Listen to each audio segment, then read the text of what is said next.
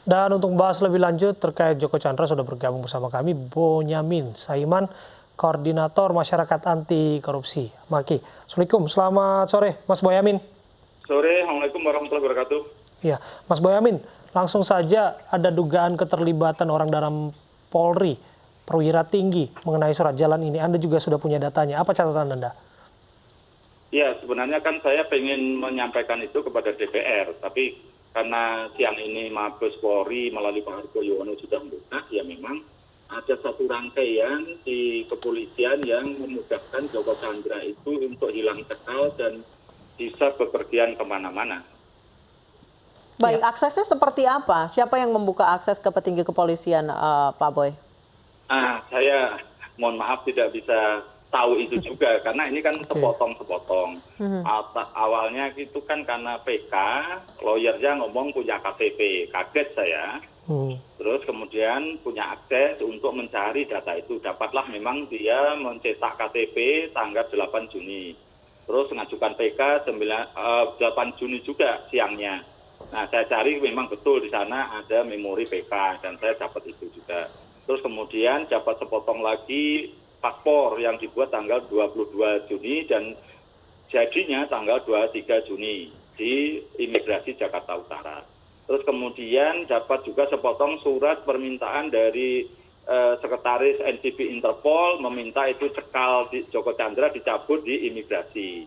Terus kemudian terakhir dapat surat jalan dari lembaga instansi di kepolisian menyatakan Joko Chandra bepergian tanggal 19 Juni ke Pontianak dan 22 kembali ke Jakarta. Itulah sepotong-sepotong. Jadi sebenarnya kemarin saya menyampaikan ke Komisi 3 DPR itu kan DPR berhak memanggil kepolisian, kejaksaan, Kementerian Hukum HAM untuk memastikan ini semua alur dan supaya mereka tidak saling lempar tanggung jawab seperti selama ini.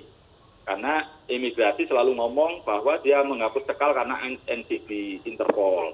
NCB Interpol meminta cekal dicabut karena ada sesuatu yang tidak pernah diperpanjang cekalnya dari Kejaksaan Agung. Kejaksaan Agung ngomong tidak pernah mencabut cekal sampai tertangkap. Jadi ini saling putar-putar. Maka kemudian ya saya publikasikan dan saya masukkan ke DPR dan Ombudsman kemarin. Oke. Kalau saat ini langkah yang dilakukan kepolisian dengan masuk di Propam dan sudah memeriksa salah satu Jenderal Bintang 1, apa ya, komentar Anda?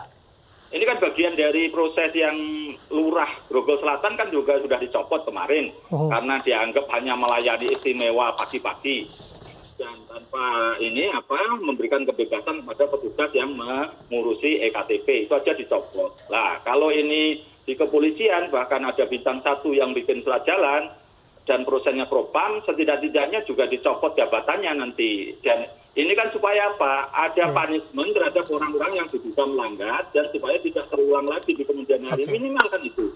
Bukan persoalan menangkap atau apa. Joko Chandra jauh di Kuala Lumpur sekarang. Pak Boy, berarti selama 11 tahun tadi dari penggalan-penggalan cerita yang Anda sebutkan, berarti bisa jadi selama 11 tahun ini Joko Chandra bebas keluar masuk Indonesia dong sebenarnya? Tidak, kalau itu kan cekal itu baru dihapus pada tanggal 12 Mei 2020. Jadi keluar masuk itu nampaknya baru setelah 12 Mei 2020 sampai tanggal 22 Juni 2020, 1 bulan setengah aja. Dia nampaknya ngurus KTP, ngurus surat kuasa ke lawyer, terus pulang lagi Kuala Lumpur, balik lagi kemudian ngurus KTP dan PK tanggal 8 Juni. Nampaknya dia habis itu pulang lagi Kuala Lumpur. Terus kemudian ada urusan apa, setidaknya tadi paling cepat, paling lambat ya 19 Juni dia ke Pontianak, terus ke Kuala Lumpur. Tanggal 21-nya balik Indonesia ngurus paspor, dia terus kemudian pergi lagi. Jadi keluar masuknya ya baru bulan Mei sampai Juni ini aja, sampai 2 bulan ini aja. Sebelum-sebelumnya tidak ada kabar apapun bahwa Joko Chandra masuk Indonesia, dan partner saya pernah ketemu Joko Chandra pada Oktober 2019 di Malaysia, dan dari cerita-cerita yang ada di situ dia nyaman di Malaysia karena bisa boleh investasi dan lain sebagainya. Jadi nampaknya dia belum berusaha masuk Indonesia. Tapi selama 5 tahun jabatan Jaksa Agung Pak Prasetyo kemarin memang berusaha mendekati untuk bisa masuk Indonesia dengan minta dibebaskan, sampai meminta Jaksa Agung Malaysia menemui Pak Prasetyo di Beijing misalnya begitu. Dan sampai pada level tertentu ada seorang menteri yang meminta Jaksa Agung untuk membebaskan Joko Chandra selama masa jabatan Pak Prasetyo kemarin. Oke, Mas Boyamin, kita tahu status Joko Chandra ini kan buronan kelas kakap ya, kasus Cesi Bank Bali. Ya. Jika Brigjen Prasetyo saat ini sudah diperiksa, menurut Anda ada aktor lain yang lebih tinggi di balik ini semua yang harusnya bertanggung jawab dan juga diperiksa?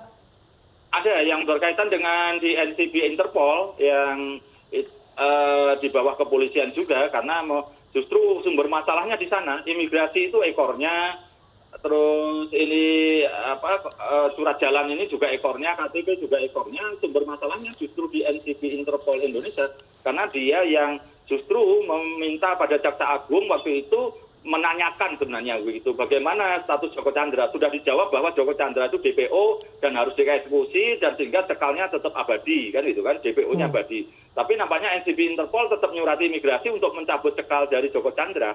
Nah, inilah sumber masalahnya malah di sana. Justru itu karena ada juga yang diduga cacat dari bintang 1 yang berkaitan dengan surat cekal tadi, yang pertama-tama mengirim surat kepada Kejaksaan Agung atau pada instansi yang lain atau melayani dari permintaan istri Joko Chandra. Justru lebih banyak dilayani di NCB Interpol karena berkaitan dengan cekal. Kalau cekal ini tidak dihilangkan kan dia tidak bisa masuk Indonesia, tidak bisa bikin KTP, tidak bisa bikin paspor, tidak dapat surat jalan gitu. Justru Pak Boy, ini Kakorwas PPNS BJP PU Brigjen Prasetyo telah dicopot dari jabatannya, tanggapannya?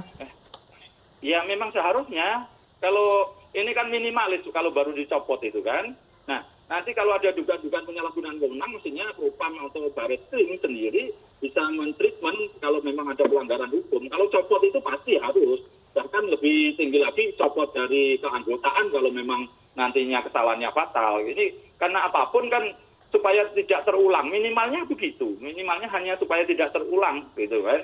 Dan kalau perlu yang bisa dilacak lagi siapa yang di belakangnya berkaitan yang urus gitu, kemudian mudah-mudahan bisa dilacak dan kemudian bisa ditangkap Joko Chandra. Ujung goalnya paling ujung kan di situ. Oke, jika ditarik ke arah aktor politik lain yang diduga juga terlibat dalam kasus Cesi Bank Bali, mungkinkah mereka memberikan perlindungan dalam tanda kutip kepada Joko Chandra? Ya, kalau analisa saya ya Pak, karena saya belum punya bukti apapun. Nampaknya dia dibantu oleh orang-orang yang sebenarnya punya pengalaman aja lah. Baik, Pak Boy, gitu. Analisa ya. Anda, rantai tamengnya seperti apa? Ya, ini kan ada orang-orang yang punya pengalaman masa lalu, sudah pensiun dan diminta tolong Joko Chandra untuk membantu. Nah, ini pengalaman-pengalaman orang-orang ini nampaknya bisa mengkoordinasikan mulai dari urusan cekal, KTP, paspor, surat jalan, begitu. Nah, inilah yang menurut saya ini semata-mata mungkin hanya konsultan dan kemudian hanya mendapatkan upah aja, dia mampu melihat celah-celah itu. Karena ketika ada alasan, misalnya alasan yang dibuat, misalnya cekal dihapus karena lebih 5 tahun, itu kan dalih-dalih yang bisa digunakan gitu kan. Dari pihak-pihak mana saja yang kira-kira mampu membuat tameng atau perlindungan bagi Joko Chandra ini? Mohon maaf saya karena ini hanya berdasarkan analisa tidak bisa lebih jauh lagi. Oke, diubah pertanyaannya jika demikian, Pak Boyamin. Kita bersama-sama DPR untuk pansus nanti bisa buka lebih jauh lagi, itu aja. Oke, diubah pertanyaannya. Jika demikian, seberapa yakin Anda bahwa Joko Chandra akan benar-benar ditangkap dan diseret ke muka pengadilan? Ya, ini agak sulit karena Joko Chandra saat ini lagi di Malaysia. Dia sedang mesra-mesranya dengan pemimpin Malaysia saat ini maupun orang-orang yang di belakangnya, partai-partai yang memegang kekuasaan. Nah, ini yang agak sulit.